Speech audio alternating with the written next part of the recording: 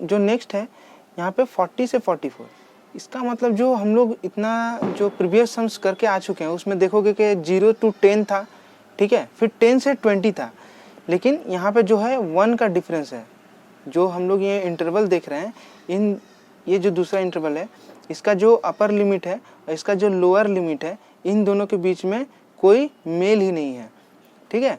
तो हमको क्या करना होगा, जो श्रेणी सीमा है ना उसको हमको पहले सही कर लेना होगा ताकि हम लोग इसको सॉल्व कर सकें। तो सही करने के लिए क्या करना होगा, इसका जो अपर लिमिट है और इसका जो लोअर लिमिट है हम लोग इसको माइनस करेंगे। तो यहाँ पे दिखाते हैं माइनस करके कितना होगा, 35 माइनस 34 कितना आता है, 1 आता है। और जो डिफरेंस आएगा ना उसको हम 2 से भाग दे देंगे। तो 2 से भाग देने से 0.5, ठीक है। ये जो 0.5 जो आएगा हर इंटरवल में हमको क्या करना है देख लो। तो यह है, ठीक है। तो ये जो 0.5 है, देखो अब यहाँ पे निम्न जो श्रेणी सीमा है ये है और उच्च क्या है, ये है, मतलब लोअर लिमिट और ये है अपर लिमिट। ये वाला जो इंटरवल है इसमें लोअर लिमिट कौन है, 35 है, और अपर लिमिट कौन है, ये है। अगर हम नेक्स्ट में जाएंगे तो इसमें लोअर लिमिट कौन सा है, ये है, अपर लिमिट ये है। लोअर का मतलब हो गया निम्न उच्च श्रेणी और अपर का हो गया उच्च श्रेणी, ठीक है। तो अब हम लोग क्या करेंगे कि ये जो 0.5 आया ना, हम लोग जो निम्न श्रेणी मिलेगा, ठीक है, मतलब लोअर जो लिमिट है, इसको समझ लो, लोअर जो लिमिट रहेगा ना उसमें से हमको 0.5 घटा देना है, ठीक है। और जो अपर लिमिट रहेगा, ये जो अपर लिमिट है इसमें से हम 0.5 को जोड़ देंगे, सबके साथ यही करेंगे। तो लोअर लिमिट कितना है, देखो 30 है ना, 30 के साथ हम क्या करेंगे, 0.5 हम घटा देंगे। तो घटाने पर हमारा कितना आएगा, यहाँ पे आएगा 29.5। और क्या बोले थे, अपर लिमिट में जोड़ देना है, इसका मतलब 34.5, ठीक है। नेक्स्ट स्टेप हम लोग इसी तरह करेंगे। नेक्स्ट स्टेप में भी हम लोग ये जो लोअर लिमिट है इसमें हम क्या करेंगे, 0.5 जो घटा देंगे। तो घटाने पे देखो कितना आएगा, ठीक है, और फिर अपर के साथ जोड़ देंगे तो 39.5। समझ में आया। देखो अब देखो हमारा जो इंटरवल है वो किस तरह से तैयार हो रहा है। देखो 29.5, यहाँ पे 34.5, फिर 34.5 से 29.5, ठीक है। तो अब ये बिल्कुल बराबर हो गया, ठीक है। तो हम लोग इसको अब रेडी कर लेते हैं। यहाँ पे 39.5 होगा और ये 44.5, यहाँ 44.5 इंटरवल यहाँ पे 49.5, 49.5, 54.5, 54.5। तो हमारा इंटरवल जो है रेडी हो गया, ठीक है। अब हमको क्या करना है, श्रेणी माध्यक निकालना है। तो श्रेणी माध्यक, अब इन दोनों के बीच का अंतर तो हमको इन दोनों को जोड़ के 2 से भाग देना है। तो भाग दोगे तो कितना आएगा, यहाँ पे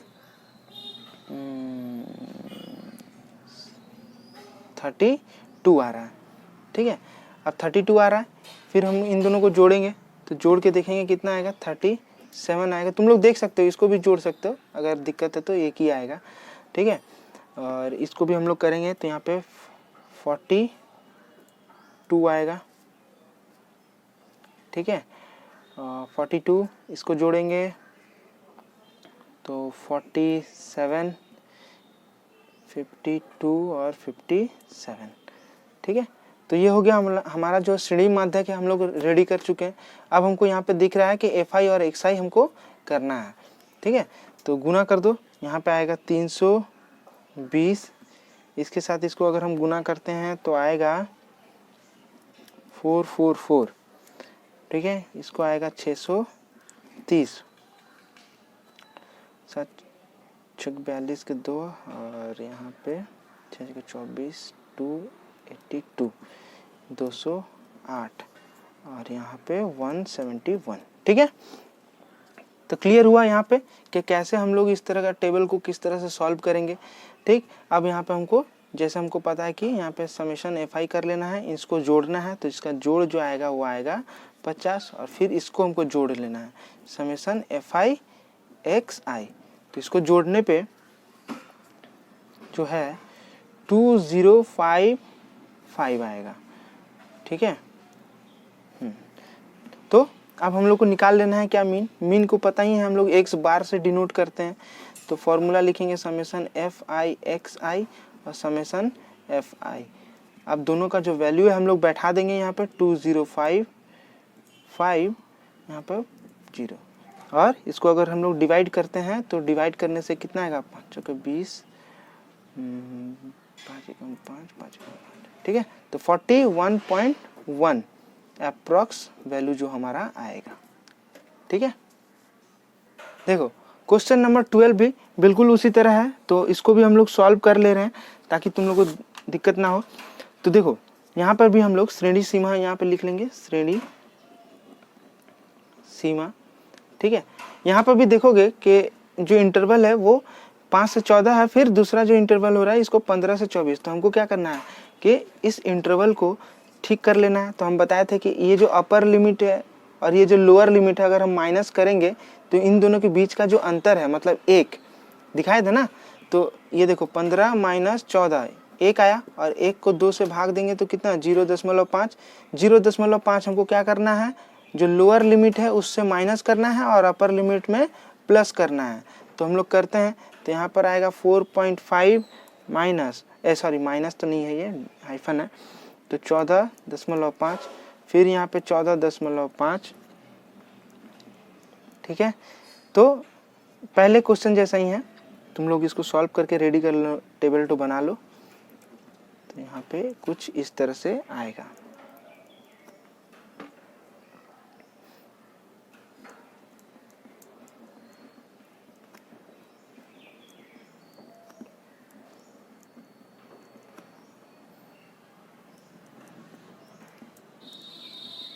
ठीक है। अच्छा, श्रेणी माध्य क्या करेंगे, दोनों को जोड़ के हम लोग क्या करेंगे, 2 से भाग देंगे। तो 2 से भाग देने पर कितना आ रहा है, 19 19 मतलब 9.5। अच्छा, इसको 9.5 और यहाँ पे आएगा 19.5। ठीक है।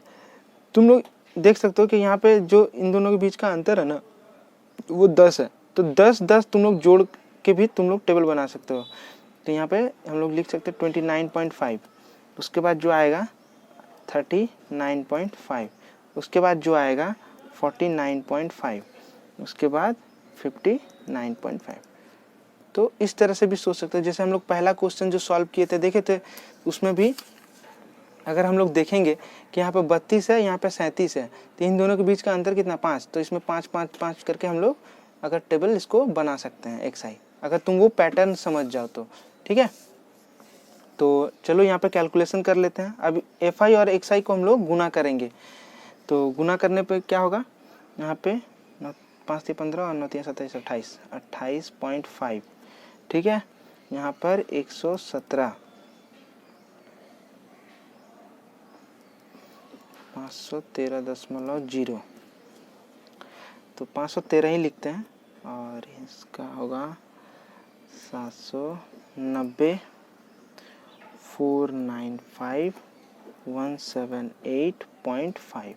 ठीक है। अब हमको यहाँ पे समेसन निकाल लेना है। एफ आई, समेसन एफ आई कितना होगा, इसको अगर हम जोड़ेंगे तो आएगा यहाँ पे 30 60। ठीक है। और यहाँ पे है F I X I equal to 2122। ठीक है।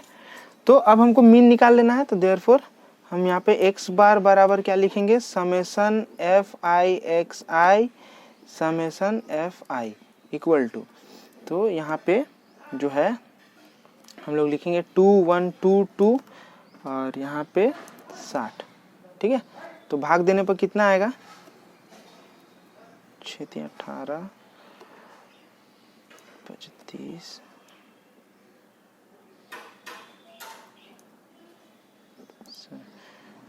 तो 35.67 अप्रॉक्स जो है, लगभग हम लोग लिखेंगे, लगभग जो हमारा आंसर आएगा। ठीक है।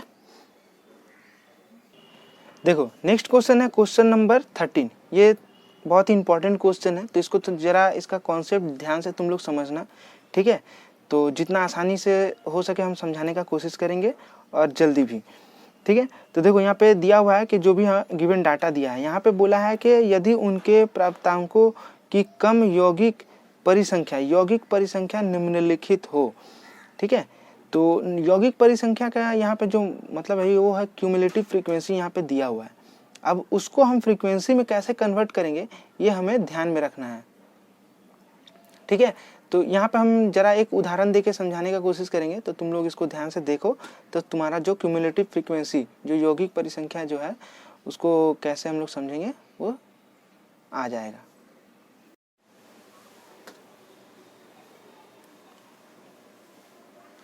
ठीक है, तो क्यूमुलेटिव फ्रीक्वेंसी हम लोग यहाँ पे पहले डिस्कस कर लेते हैं, क्योंकि हम लोग को ये 13 में यहाँ पे यूज़ आने वाला है। और जो मीडियन हम लोग स्टार्ट करेंगे अभी कुछ देर पहले ही, तो मीडियन में भी क्यूमुलेटिव फ्रीक्वेंसी का बहुत बड़ा रोल है। तो इसको ज़रा ध्यान से समझ लेना कि क्यूमुलेटिव फ्रीक्वेंसी हम लोग टेबल बनाते कैसे हैं और ये हम लोग कैसे समझेंगे। तो जैसे कि मान लो कि कोई फ्रीक्वेंसी FI दिया है, ठीक है। FI हम कोई भी बुक से उठाते हैं, जैसे कि 4, 7, 10, 10, 5, 8, इसका बोला गया है कि अगर हमको क्यूमुलेटिव फ्रीक्वेंसी निकालना है, ठीक है। क्यूमुलेटिव फ्रीक्वेंसी हम यौगिक परिसंख्या अगर बोले तो यौगिक, ठीक है, परिसंख्या निकालना। और फिर हम लोग यहाँ से फिर फ्रीक्वेंसी कैसे निकालते हैं वो भी हम सीखेंगे। बहुत ही इजी कॉन्सेप्ट है। देखो, तो फ्रीक्वेंसी से क्यूमुलेटिव फ्रीक्वेंसी जो पहला वाला डाटा है उसको हम एज यूजुअल जैसा लिखते हैं, जैसे 4 है तो 4 ही लिखेंगे। अब 4 के साथ हम 7 को जोड़ देंगे। 4 के साथ किसको जोड़ेंगे? 7 को। कितना हो गया? 7 4 11। 11 के साथ ठीक उसके नीचे वाला टर्म को जोड़ेंगे, 21 हो गया। 21 के साथ फिर देखो नीचे वाला टर्म को जोड़ेंगे, कितना होगा? 31 हो गया। 31 के साथ फिर नीचे वाला टर्म को जोड़ेंगे, 36 हो गया। 36 को हम नीचे वाला टर्म को जोड़ेंगे तो ये 44 हो गया। तो ये जो है, ये जो निकलेगा ना, ये हम लोग क्यूमुलेटिव फ्रीक्वेंसी कैसे किए फिर एक बार बताते हैं। 4 जो पहला जो संख्या रहता है उसको वैसे ही लिख दो, ठीक है। जैसे लिखे फिर उसके साथ वो जो फ्रीक्वेंसी का जो नीचे वाला जो डाटा रहेगा ना, ठीक उसके नीचे वाला उसके साथ जोड़ दो। तो 7 4 कितना हुआ? 11, उसके नीचे लिखो क्यूमुलेटिव फ्रीक्वेंसी में। फिर 11 को फिर उसके नीचे के साथ जोड़ो, 10 था 21 हो गया। 21 को फिर नीचे वाले संख्या के साथ जोड़ो, 31 हो गया। 31 के फिर देखो, तो इस तरह से ये, और जो भी आएगा तुम इसको ऐसे लिखते जाओगे, जो भी आएगा लिखते जाओगे, जो भी आएगा ऐसे लिखते। तो ये जेड जिगजैग फॉर्म में ये जो है टेबल बनता है। तो अब यहाँ से देखो, हम लोग यहाँ से फ्रीक्वेंसी कैसे निकाल सकते हैं, जो कि हमारा क्वेश्चन 13 में यौगिक परिसंख्या दे दिया है और बोला हुआ है कि हमको वहाँ से तो फ्रीक्वेंसी निकालना है ना, ताकि हम लोग इसको सॉल्व कर सके। तो देखो, पहला जो 4 है इसको हम ऐसे ही लिखेंगे और फिर 11 में से 4 को माइनस कर देंगे, कितना होगा? 7। 21 में से 11 को माइनस करेंगे, जो आएगा लिखना है नेक्स्ट टर्म के साथ। देखो, 31 से फिर हम 21 माइनस करेंगे 10, और फिर 36 से 31 माइनस करेंगे 5, और 44 से फिर 36 माइनस करेंगे तो 8। तो देखो, जो हमारा रिक्वायर्ड जो टेबल था ना, देखो यहाँ पे हमको मिल गया। क्या किए थे? बस कुछ नहीं, पहला जो टर्म है उसको हम लिख देंगे और फिर सेकेंड टर्म के साथ हम फर्स्ट टर्म को माइनस करेंगे, सेकेंड टर्म के साथ फर्स्ट टर्म को माइनस करेंगे, हमारा सेकेंड एलिमेंट मिल जाएगा। फिर हम थर्ड के साथ सेकेंड को माइनस करेंगे तो थर्ड वाला मिलेगा। तो इस तरह से हम माइनस करते करते इसको करना है। ये एरो दे देते हैं ताकि तुम लोग को समझ में आ जाए कि इसके साथ इसको करना है, ठीक। तो हम लोग ये निकाल लिए। तो अब हम चलते हैं 13 को जैसे सॉल्व करने के लिए कैसे सॉल्व करेंगे, ठीक है। तो अब हम लोग यहाँ पे श्रेणी सीमा दिया है, तो श्रेणी सीमा को हम लोग कैसे यहाँ पे बनाएंगे इसको जरा ध्यान से देखो, ठीक है। श्रेणी सीमा, तो देखो 10 से कम दिया है, यहाँ 20 से कम दिया है, 30 से कम, 40 से कम, 5 से कम, 50 से कम। अब इन दोनों के बीच का अंतर कितना है? 10। इसका मतलब जब 10 से कम मतलब 0 से ज़्यादा और 10 से कम, फिर 10 से ज़्यादा और 20 से कम, फिर 20 से ज़्यादा 30 से कम, 30 से ज़्यादा 40 से कम। टेबल इस तरह से हम लोग बना लेंगे जल्दी से। और यहाँ पे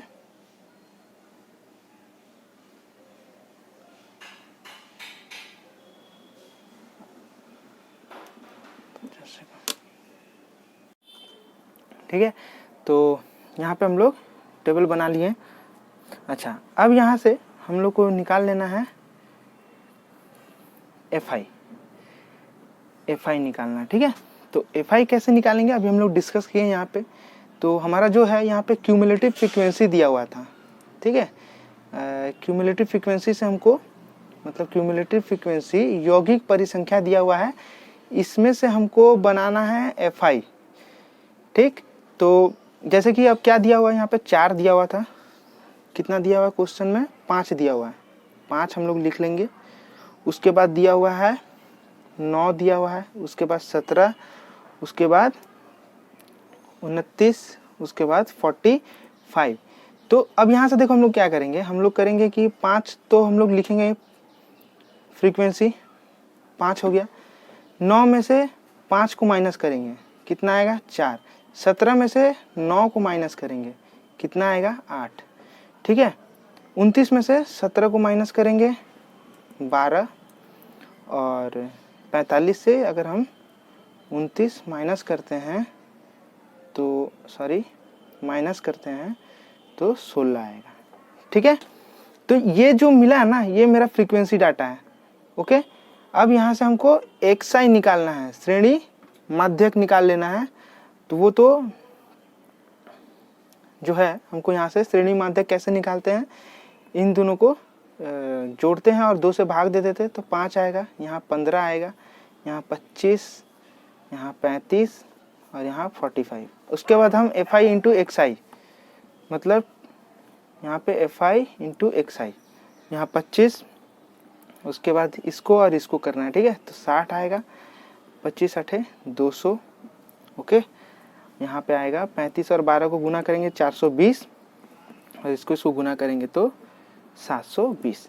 तो हमको ले लेना है summation of FI XI equal to, यहाँ पे अगर हम इसको जोड़ेंगे तो जोड़ने पर 14, ठीक है, 1425 आएगा। और ये जो फ्रीक्वेंसी है इसको अगर हम लोग जोड़ेंगे, तुम लोग इसके लिए अलग टेबल भी बना सकते हो, हम एक ही टेबल में दिखा दी ताकि तुम लोग को समझ में आ जाए। इक्वल टू इसका जो फ्रीक्वेंसी अगर हम इसको जोड़ेंगे तो ये आएगा 45।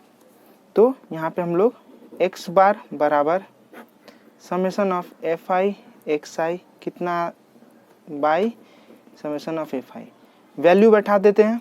1425 दिया हुआ है, 1425, ओके। अच्छा, उसके बाद यहाँ पे 45 है, तो हमको इसके साथ डिवाइड कर देना है। जरा पेन डिस्टर्ब हो रहा है, ठीक है। ये 45 हो गया। तो अगर हम इसको डिवाइड करते हैं तो देखते हैं हमारा आंसर क्या आएगा। तो 31.65 ये अप्रॉक्स लगभग आंसर जो हमारा आएगा, ठीक है। अच्छा, क्वेश्चन नंबर 14 जो है अब बिल्कुल सिमिलर है, तो तुम लोग 11 के सिमिलर है तो तुम लोग वहाँ से कर सकते हो। तो हम लोग का जो ये चैप्टर हो गया है, मीन जो है ख़त्म हो रहा है। अगर कोई भी डाउट हो तो हमको ज़रूर कमेंट में बताना, ठीक है। तो मैं उसका आंसर जो है पोस्ट कर दूंगा, तुम लोग वहाँ से अपना आंसर चेक कर सकते हो, ओके। नेक्स्ट क्लास हम लोग का जो स्टार्ट होगा वो मीडियन के ऊपर होगा, मीडियन का भी पूरा सॉल्यूशन मैं दे दूंगा।